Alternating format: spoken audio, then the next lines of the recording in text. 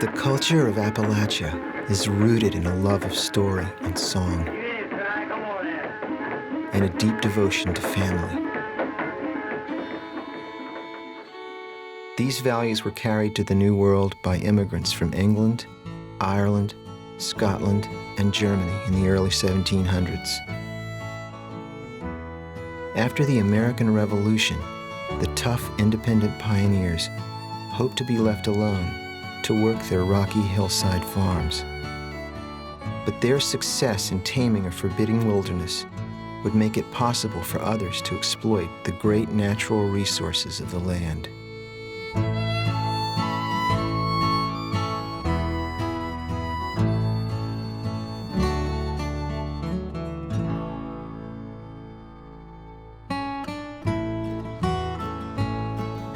By 1800, exploration and growth were driving the newly United States of America.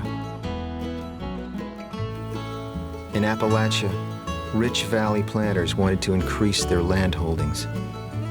They cared little for the needs of the small farmers, and even less for those of the native people of the Appalachian Mountains.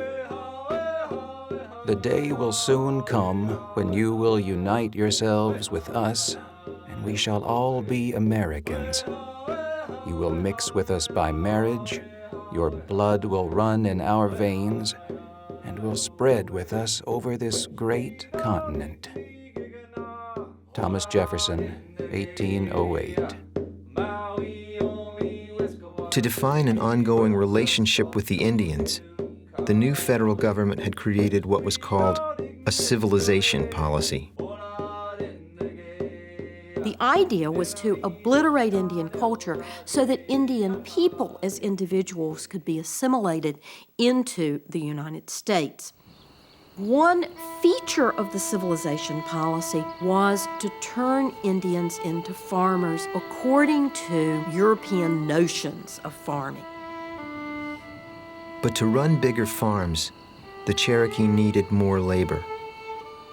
Native people, who had once taken little notice of race, adopted the European practice of buying and selling African slaves. Cherokees increasingly adopt many of the racial attitudes of Europeans. Not all Cherokees adopted these attitudes, but many Cherokees who had capital to invest began to invest in African American slaves. In countless ways, the Cherokee were adjusting to life in a European culture. The Cherokees, in the space of a single generation, became civilized, quote unquote. They became literate. They developed an alphabet. They developed a government. They settled down like white men. The Cherokee were an interest in people, many as civilized as their neighbors of the white race. Some were quite wealthy. Gardens and orchards were seen everywhere, and the women graceful, with, in many cases, added beauty. General Winfield Scott. But the settled prosperity of the Cherokee people was not destined to last. In 1828, a tough Scotch-Irishman from the Carolina Hills was elected president. Andrew Jackson, known as Old Hickory, was a great frontiersman who had fought alongside the Cherokee against the Creeks. During the War of 1812, he had led a ragtag army from the mountains of Kentucky and Tennessee and defeated the British at the Battle of New Orleans. He was an Appalachian hero. By the time Jackson took office, many Cherokee in Appalachia were successful on their farms, but some whites had begun to resent their prosperity. The whites said, you know, if you behave more like us, we'd leave you alone. Well, they did, and we didn't leave them alone. Why didn't we leave them alone? Because we wanted their land. When gold was found on Cherokee land in the hills of Georgia, there was no turning back. Old Hickory gave in to the political pressure in what many saw as a betrayal of his former Indian allies. I'm afraid our forebears looked on these people as something less than human and something to be exterminated or to just be moved out of the way. Jackson supported the removal of the Cherokee to the western prairies on what would become known as the Trail of Tears. It is not a happy record. Andrew Jackson became the embodiment of it because, as the President of the United States, he could have reversed this. He could have stood for what we now regard as justice, but he was a man of that region and a man of the frontier, and he did not regard it as justice. So in the fall of 1838, the Cherokees began to make their way to the west. It was a terrible experience. The winter was unusually cold. They waited for weeks to cross the Mississippi because of ice, because of snow. The suffering was almost unbelievable. Some Cherokee took refuge in the North Carolina mountains, but most of the native people of Appalachia were forcibly taken from their ancient homeland and marched to what is now Oklahoma. I wish I could forget it all. But the picture of 645 wagons lumbering over the frozen ground with their cargo of suffering humanity still lingers in my memory. Let the great judge of all the earth weigh our actions. Private John G. Burnett, 2nd Tennessee Volunteers. Nearly 5,000 died on the wretched journey. What did we do? How did we speak? How did we err this way? And who is to blame for the trail of tears we all have walked this day? Chief Tom Thunderhorse.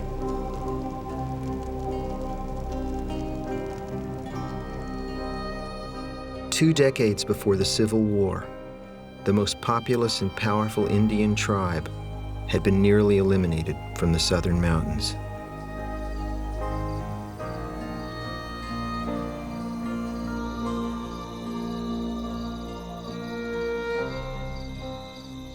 Andrew Jackson's government believed that moving the Indians west, far from the centers of power, would bring peace to the fast-growing eastern region. But by the 1850s, northern and southern states were roiling over social and economic differences and over the status of another non-white people.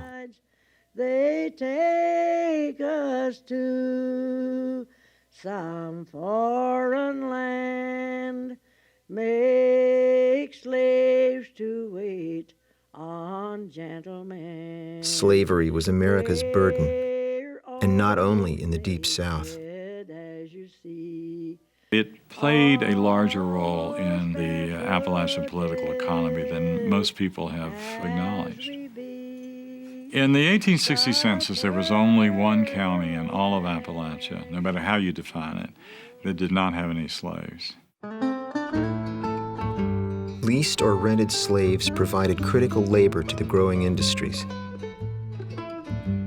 The manufacture of salt in southwest Virginia and eastern Kentucky, and the iron industry, which was scattered throughout the region. But the shape of the land defined the way slavery developed in the mountains. Appalachian wasn't a place which needed large plantations, but most people in the region wanted to have at least one other person to help out. So slavery moved from plantation type of slavery to one of individuals, and families would work to have another hand. Small farmers made their lives easier by exploiting free labor. For the ruling elite, it was an economic necessity. Slaves were also a symbol of social status. We don't think of Appalachia as a society that had distinct classes, but it did. And the upper class was more and more identified with slavery, both politically and symbolically.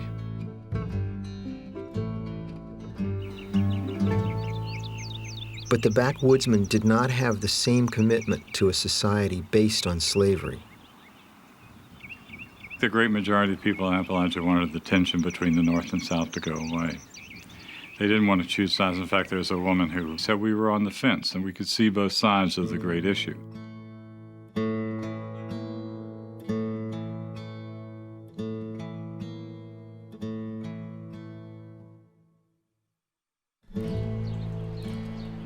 The turning point came in a small Appalachian town called Harper's Ferry, at the meeting of the Potomac and the Shenandoah Rivers in western Virginia.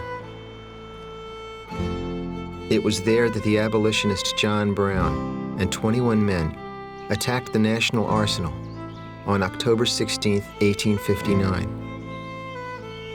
Brown's plan was to steal weapons and start a slave insurrection in the South. He expected that because slavery was not as important in the mountain regions, that the white people of the mountains would rally to his cause. Of course, the very opposite was true.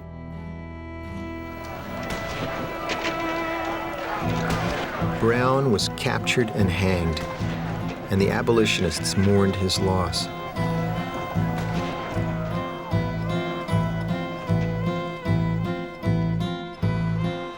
The backwoods people of Appalachia were not among them. John Brown was not a hero to people in western Virginia. The attack on Harper's Ferry was viewed in very much the same light that we view the attack on the World Trade Center. It was unconscionable. People in Appalachia were furious that their land would be the likely battleground for a North-South war. They resented the moralizing of the anti-slavery movement, and especially the arrogant single-mindedness of John Brown.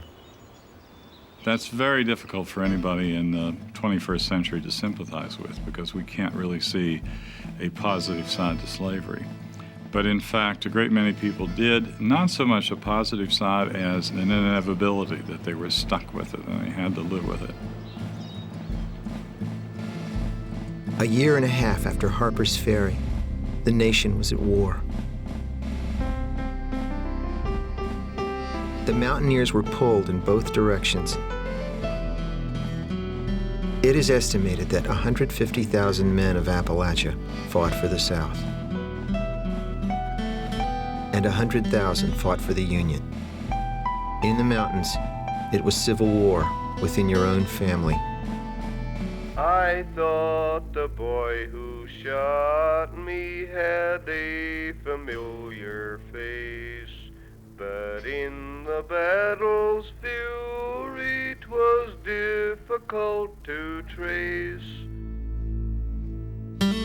The standard cliches about the Civil War, brother against brother and so on, were far more true in the Appalachian Mountains because it was neither quite north or south.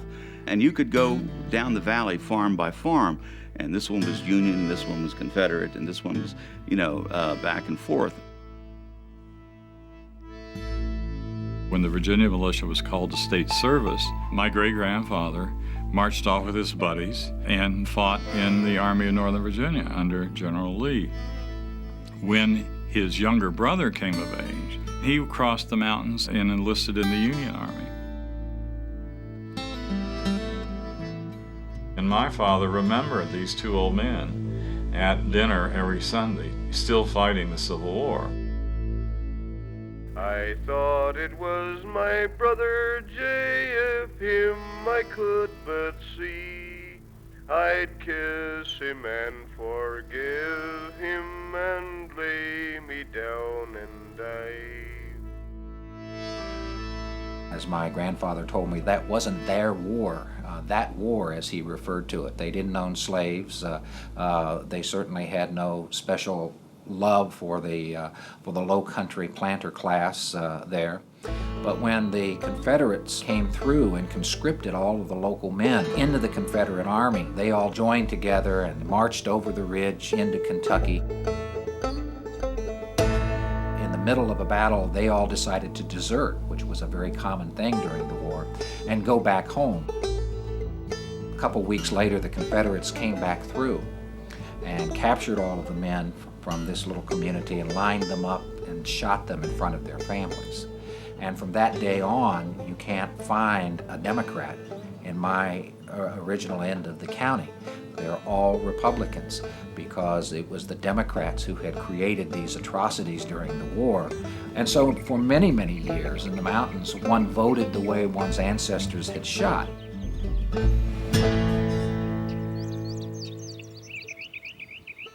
War sent the mountains into a lawless chaos. Deep hollers made great hideouts for deserters or Union prisoners escaping from southern jails. Neither army could move large numbers of men across the craggy terrain, and fighting still looked like the days of the Indian Wars. Home Guard and guerrilla groups attacked any cabin loyal to the opposite side. It was a war of skirmishes, of ambushes, of people being shot in the back from the woods by the side of the road. Those atrocities existed all up and down the ridge, communities fighting against each other and troops riding through on their way somewhere else, destroying crops and stealing cattle and hogs and sheep. Beyond the mountains, Army legions battled face to face. Along a creek called Antietam, not far from Harper's Ferry, one of the bloodiest confrontations of the war was waged on an open field. It was September 17th, 1862. Was on the field of Antietam where many's the soldier fell, is where occurred the story which now to you I'll tell. Union forces prevailed, but more than 7,000 soldiers lost their lives. The dead lay all around me, we all together lay, for we had had a fearful fight upon the field that day. Among the dead and wounded were thousands of young men from the backwoods of Appalachia.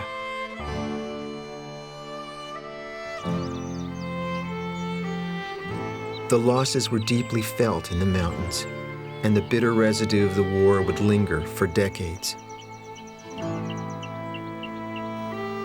Communities had been shattered, and people retreated into the family. There's one theory that the Civil War accustomed people in Appalachia to using violence to settle personal grievances. There was 2 or 3 generations of extraordinary violence, extraordinary by both regional and national standards.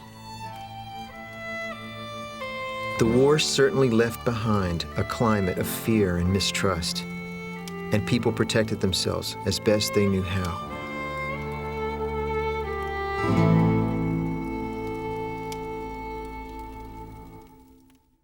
There's a code in the mountains way down in the backwood. There's a code in the mountains and an unwritten law. They're hairy and Before the century turned, the most notorious family feud in American history would send images of violent, backward mountain men roaring across the newspaper headlines of America.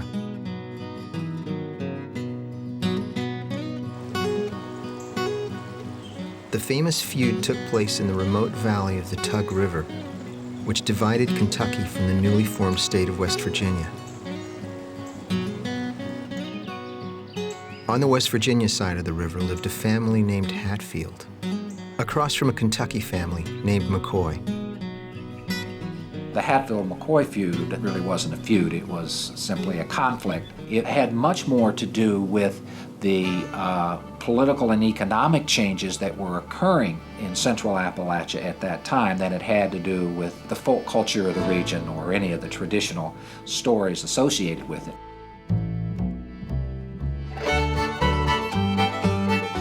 In the rest of America, industrialization was booming, and the hardwoods of the southern Appalachians were in great demand. Before large timber companies came into the Tug Valley, the wood was cut and marketed by local farmers, including the Hatfields and the McCoys. The family patriarchs were Randolph McCoy, known as Old Rannell, and Anderson Hatfield. Anderson Hatfield was a man born to star in his own drama. In the Civil War, he had led a group of Confederate guerrillas known as Logan Wildcats. He was tall and imposing, with looks that earned him the nickname Devil Anse. Devil Anse Hatfield was probably one of the most charismatic people, from what I can gather, that ever lived in this valley. He was always described as, from childhood, as precocious. He did things like go out and get bear cubs and tame them and have them as domestic pets, and he was always known as the best shot in the valley. Hatfield built the most successful timber business in the Tug Valley. McCoy was not as fortunate and bristled for years as his competitor thrived.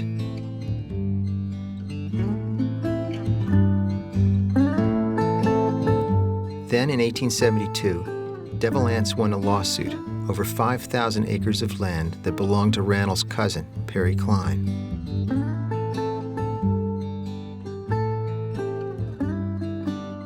McCoy was outraged and concluded that Hatfield was a thief, even though the land had been legally won. Rannell, I think, was like a lot of people in the valley who were losing out, whose economic prospects were declining, and that made him bitter and unhappy and trying to find someone to blame. And he blamed the Hatfields. Klein and the McCoys vowed revenge for the lawsuit. Resentments grew over everything from property to politics. But the outright battles began at an Election Day celebration in 1882 with an attack on Devil Anse's younger brother, Ellison. 3 McCoy brothers got drunk and picked a fight with Ellison Hatfield. They stabbed him. He was a very powerful man. They stabbed him several times. It didn't do any good, so they shot him in the back. He lingered for 3 days. Devil Anse said, well, if he dies, I'll kill the McCoy boys. And he kept him in a home over on the West Virginia side up in the hollow there. And they came to him and they said, he's dead. And then Devil Anse sent his people. They caught them at daybreak way down in the backwoods. They caught them at daybreak. They went over and they took the McCoy boys and they wrapped him around a pawpaw bush and they killed him. They pleaded for mercy, but they heard not their plea.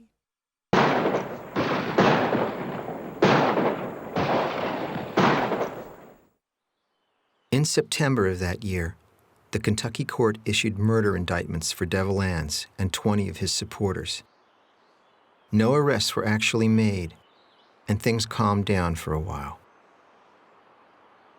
But 5 years later, the feud exploded again. So we have to wonder what happened in those 5 years. Well, what happened was the state of Kentucky discovered it had very rich coal resources in the Tug Valley, and it wanted to develop those resources. The Norfolk and Western Railroad Company announced plans to run a line right through the Tug Valley. Suddenly, there were huge profits to be made in land, timber, and coal.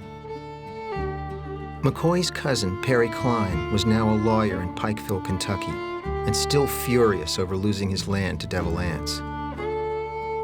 In 1887, he convinced the governor to enforce the old indictments against the Hatfields and to extradite them for trial in Kentucky. The politicians had joined the fray. This was warfare between Kentucky and West Virginia. The states were determined to protect their local families and hang on to valuable property. West Virginia refused to extradite. Taking matters into his own hands, Klein sent bounty hunters racing across the border. In response, a drunken Hatfield gang staged a vicious attack on a McCoy cabin. They succeeded in burning down the house. They succeeded in killing 2 of Randall's adult children, and they beat up Aunt Sally McCoy, which was one of their worst mistakes because she was very much beloved. I mean, coming down on those people in the middle of the night with kids inside and women and girls, and burn and kill. This time, the Hatfields could not escape the law. 7 of them went to the Kentucky Penitentiary. But somebody had to pay more dearly for the bloody attack, and that was Ellison Mounts, a nephew of Devil Anse. Poor Ellison Mounts, who was probably retarded, he was known as dim-witted or slow in the valley, ended up being the scapegoat, you might say. In February 1890, Ellison Mounts went to the scaffold. The feud was over. It had lasted more than a decade, and it left 12 people dead. There are some people that say, well, who won the feud? No one won the feud. The McCoys lost the most. But the Hatfields will be the first to tell you we didn't win. We didn't win anything. There's a code in the mountains way down in the backwoods, a code in the mountains and an unwritten law. There's a code in the mountains way down in the backwoods, code in the mountains is the only law there. The conflict between the Hatfields and the McCoys played right into the hands of investors from the Northeast and Upper Midwest, who were now streaming into Appalachia. One of the things that the industrialists were very concerned with was violence. And industrialists blame this on backward culture. You know, they blame this on these feral people, you know, who were naturally violent and so on, and prone to blood feuds. Before the middle of the 1880s, newspapers mostly, when they talked about Appalachia, it was these people were a little backward, they were country bumpkins, but they were in a way romantic. But after the 1880s, when it became important to the state leaders in Kentucky and capitalists to invest and to build railroads, it made sense to say these people are obstructionists, they're violent, they're barbaric, they're savages, they kill people, they're in the way of civilization.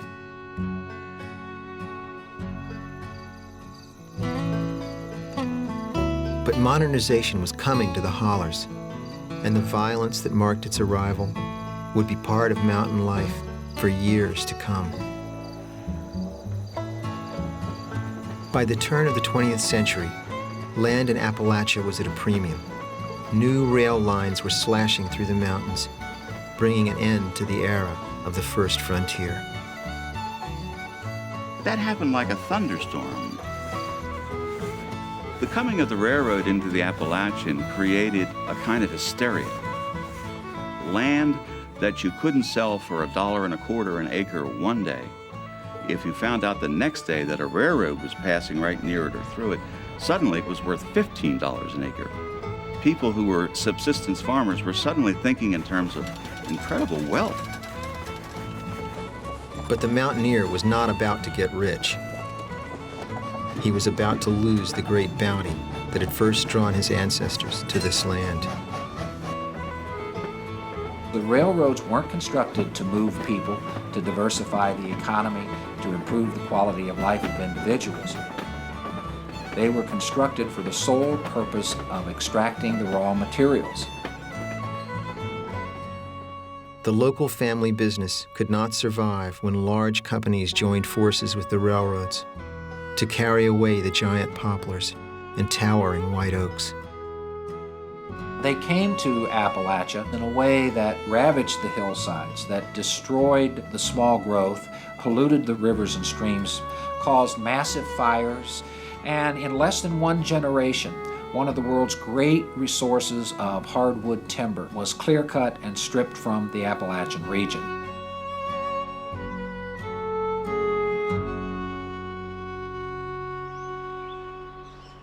While the forests were still being cut, other speculators started digging beneath the land for coal, the precious black diamonds.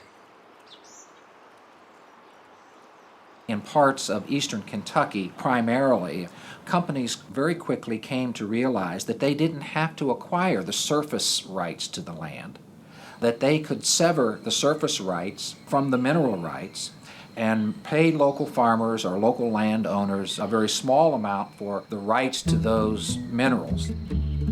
You could keep the land. They pitched it at the people. You can keep your land. It's yours.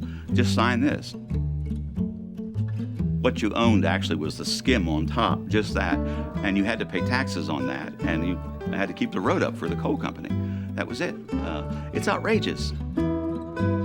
People would sell their mineral rights, thinking that that would be fun, that there might be a mine nearby, but that they would be undisturbed, basically. They found out in a few years that that wasn't the case. People were basically kicked off their farms, and they had a choice of either leaving or moving into a coal camp and going into the mines.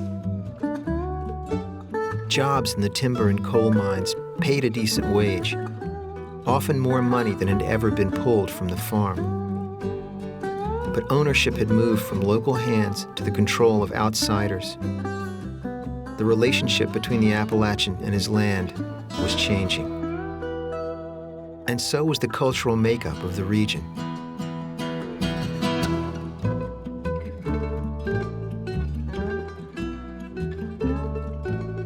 This was a time period when many people came from Eastern Europe, Southern Europe to work in the coal mines. My grandfather was from Sicily. There's a large Italian population in the southern part of West Virginia in the coal camps. Also, quite a few African Americans came in from the South to work in the mines. They were looking to get away from sharecropping and the Jim Crow laws. You had African Americans working alongside people whose ancestors had lived in Appalachia for over 100 years. The Anglo-American or Celtic American ancestors, the Appalachian whites, if you will. The classic sort of morphology of the Appalachian coal town will have a black district, a native white district, and a foreign immigrant district. But we know that blacks had the worst housing. The blacks had housing closest to the mines. And it usually was a stream and a bridge to separate black housing from white housing. This myth that I often heard when I first worked in the coal fields, that once they got under the ground, they were all black. Well, that's hogwash. The mine owners, in a very calculated way, encouraged racism, encouraged mistrust, would spread rumors deliberately, about what the niggers were doing or what the bohunks were doing, or and so on and so on. Because if you kept them afraid of one another and at war with one another, they were less likely to unionize. The coal companies gained enormous influence over politics and the law. The demand for coal was doubling every 8 to 9 years, and jobs were plentiful. But no matter where he'd come from, every miner in the camp lived in a company house, slept in a company bed, and ate food from the company store. There was no safety, and there was no money. Everything had to be spent in that coal camp or with that company. You were just like a donkey or a horse to them and worked back in the coal mines. You didn't like it? I guess that's where the expression, "you can lump it," came from. The company store was a double-edged sword. It was a place to gather. It was a place to sit around and see neighbors. And yet the company store also symbolized the lack of control that one had over one's life and the level of control that the company had. And in some mines, one was only paid in scrip that one had to use at the company store. The company would issue you the scrip, and you would take that scrip and go into their store, and you could buy almost anything you wanted, even an automobile. They would order one for you. But over a period of time, the company was giving you $1 in scrip for approximately 75 cents in money. That's what it amounted to. If they'd strike or something in a company store and let you go ahead and get groceries, then you'd be in hole. Paydays, sometimes you wouldn't draw no payday. One payday, he come home, it was like $47. in the hole, you know. Instead of drawing money, he still owed the coal company $47.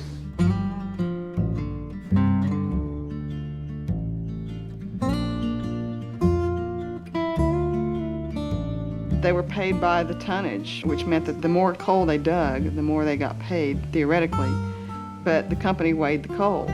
So if you dug a ton of coal, they might not give you credit for a ton of coal. Because you were paid by the ton, you were better off if you had more family members working in the mine. And so men would take their sons down in the mines with them. In many cases, that was the only way a family could survive, to have several sons working in the mines. Come, all you young fellas, so young and so fine, seek not your fortune way down in the mine. It'll form. America drew a rich bounty out of the mountains. It was drawn by men with bone-weary labor, 12 hours in the hole, where you could be crushed in an instant, or else die slowly from the black lung. Daddy's knees was bleeding every night when he'd come home. And I asked Daddy one day, I said, Daddy, why does your knees bleed? And he told me that he worked in such little low places that you couldn't stand up and he had to crawl. Where it's dark as a dungeon, damp as the dew. All those old miners, you know, they eat a lot of dust. You'd see them coming outside of the evening after work, and you couldn't see nothing but their eyes and teeth. The dust just falling off of them everywhere. It's dark as a dungeon, way down in the mine. Say, did you see him going? It was early this morning. He passed all these houses on his way to the coal. He was tall, he was slender, and his dark eyes so tender. His occupation was mining, West Virginia, his home. My granddaddy never missed a day's work, and he rode horseback over the mountain 9 miles one way, twice a day, for 17 solid years. And I seen him go, and he's wrapped up in his old army overcoat. I can see him still today. It was just before 12, I was feeding the children. Ben Mosley came running to bring us the news. Number 8 is all flooded, many men are in danger. And we don't know their number, but we fear they're all doomed. I've been at the pit of a mine during an explosion, seeing the faces of the mothers and the sisters and the wives and the little children standing around, waiting. It's a different breed. Coal miners. So I picked up the baby and I left all the others to comfort each other and pray for our own. There's Timmy 14 and there's John not much younger. Their own time soon will be coming to go down the black hole. When you have the whole family working in the mine, then when there's an explosion, every male in the family's wiped out. You had situations where women lost their husbands, their fathers, their brothers, and their sons, all in the same explosion. If you got killed, if you got injured, your widow or your family was put out of the house. If you could no longer provide for your family, then they had to leave. Now what can I say to his poor little children? Or what can I tell his old mother at home? Or what can I say to my heart that's clear broken? To my heart that's clear broken if my darling is gone.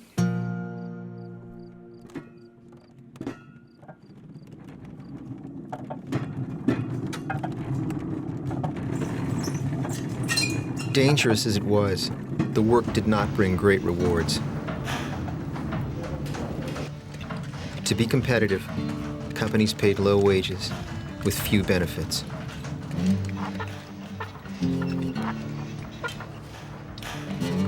Although labor unions were growing across America, the old mountaineer was proud to be a miner and held tight to his independence.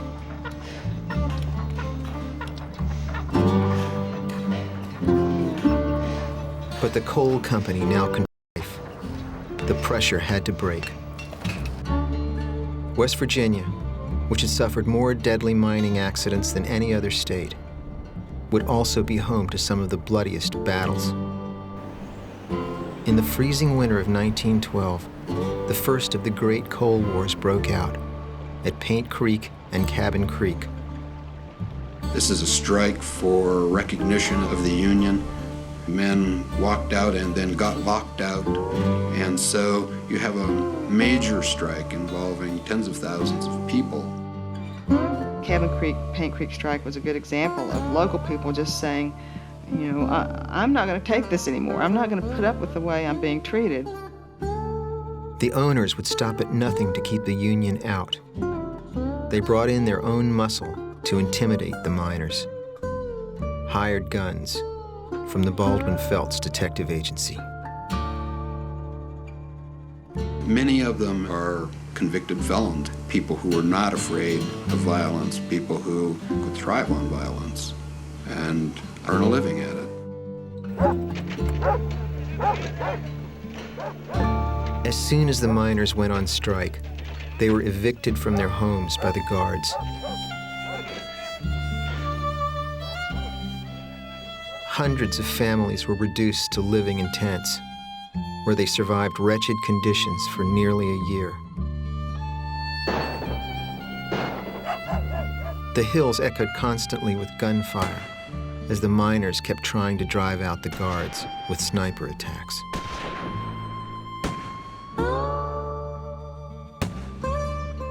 In the midst of the struggle, there was one person who offered hope, a charismatic organizer for the United Mine Workers called Mother Jones. Mother Jones claimed West Virginia miners as her boys. She was a darling of all the coal miners. The miner's angel, they called her. She was like a Victorian grandmother from hell. Boy, she could cuss a storm. Mother Jones did not mince words. She stood on the steps of the state capitol and boomed, "I warn this little governor that unless he rids Paint Creek and Cabin Creek of these goddamn Baldwin Felts mine guard thugs, there is going to be one hell of a lot of bloodletting in these hills."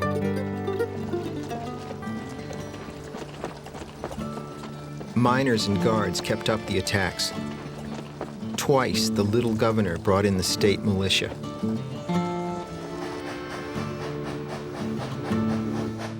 A year after the strike began, on a cold day in February, the Bull Moose Special thundered into the strike zone.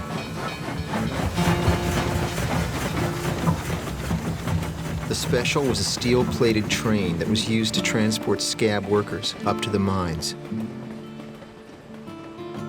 But this time it had sheriff's deputies and mine guards on board, carrying machine guns and high-powered rifles.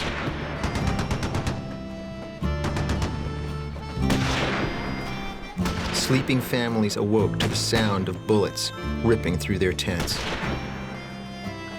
The miners also got a hold of guns and shot back, so you had some pitched battles. It's amazing that only one person was killed, partly because the miners had dug out the bottoms of their tents and were sleeping below ground level because they'd been shot at before. Even this desperate effort did not stop the war at Paint Creek. The violence only got worse. It was hard to imagine how it would all end.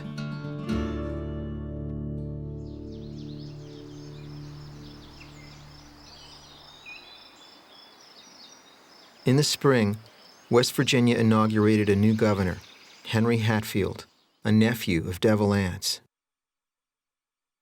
Henry Hatfield was young, educated, and committed to reform. He was also a doctor, so he actually took his medical bag up the day after he was inaugurated, went to the tent colonies and treated people who were sick, treated the children and so forth, as a gesture to say he was sympathetic to what was going on. When he got back to Charleston, one of the local coal operators confronted him about this, criticizing him for going and helping the miners. And apparently there was a confrontation in the governor's office at the state capitol, and Governor Hatfield punched him out. The new governor was determined to settle the debilitating strike. He appealed to the owners, the miners, and to Mother Jones. He envisioned himself as a guy in the middle. He would be fair to both sides. The problem is, of course, that both sides were not equal. And when his patience ran out and he wanted the strike stopped, he simply leaned very heavily on the miners. The strikers gained some concessions, but not the one they really wanted, the right to unionize. Mother Jones kept the story in the newspapers until the Senate set up a committee to investigate. But the miners had been forced back to work, and Henry Hatfield could claim that he finally put an end to the war at Cabin Creek.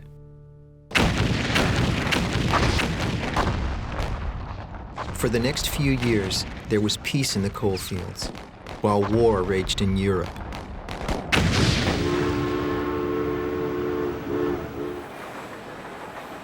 Those who stayed in the hills made a good living, digging record tons of coal to fuel the war. When the soldiers returned, old tensions were quickly rekindled. War had left the country in a recession, and wages were lowered in the southern coal fields. Thousands of miners were added to the rolls of the United Mine Workers of America.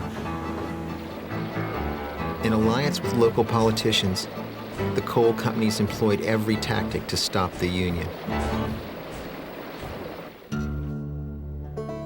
In May 1920, Baldwin Felts detectives arrived in the deep mountain town of Matewan in Mingo County, West Virginia, and started evicting Union families from their homes.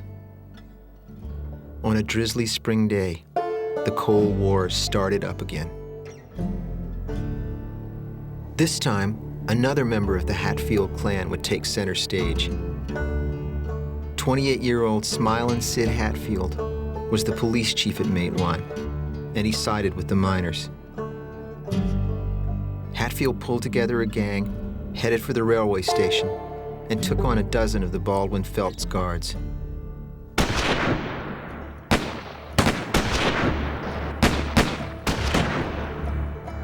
Ten people died in the Matewan massacre. 7 guards, 2 miners, and the mayor of the town. They just took so much, and then all at once one day, they lined up toe to toe, nose to nose. And I think if you're looking for eye for an eye, the miners kindly got even that day. But the sense of triumph didn't last. A year later, the Baldwin Felts guards got their revenge when they ambushed Sid Hatfield and murdered him in cold blood. The guard who did the shooting was never convicted of the crime. Sid was now a martyr for coal miners. His murder inspired the legendary march on Blair Mountain, when 15,000 miners descended on Mingo County. But the coal operators were armed and ready.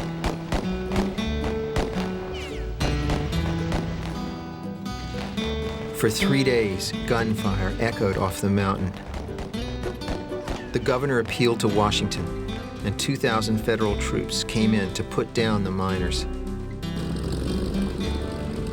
It was the only time in U.S. history when the government decided to drop bombs on its own people. This was 1921, after World War I, when you had the first military use of airplanes. The squadron was preparing the next day to fly over the miners and drop bombs on them. But they ran into fog on their way, and one of the planes crashed and the pilot was killed. It can be made into a comedy of errors now, and it looks like a farce. But at the time, they were real bullets. This was not something that happened undercover. This was banner headlines in the New York Times, this insurrection in West Virginia. Martial law declared, the U.S. Army sends troops in. It was really one of the major labor struggles of the early part of the 20th century.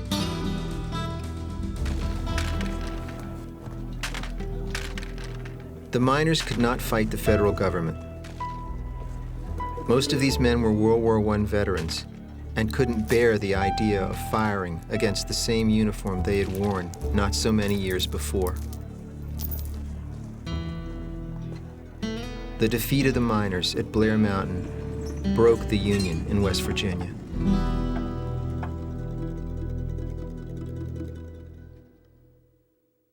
It certainly dramatized the plight of the miners, and it won sympathizers around the country, but that was a sort of empty victory.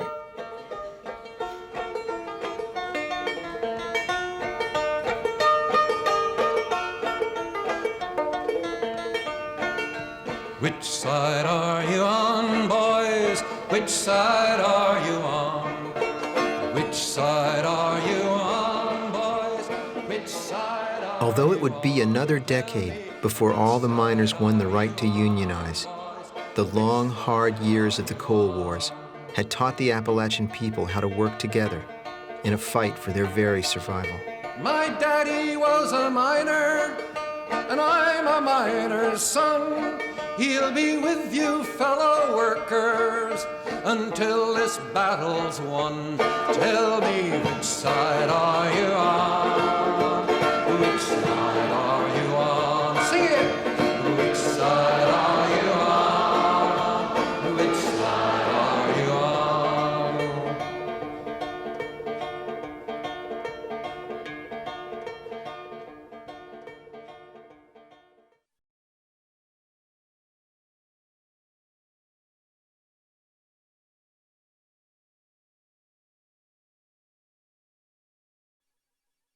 Come all ye fair and tender ladies, take warning how you court young men. They're like the stars of a summer's morning. They'll first appear and then they're gone. I was a little sparrow, and I had wings, and I could fly. I'd fly away to my false true lover, and when he'd speak, I would deny.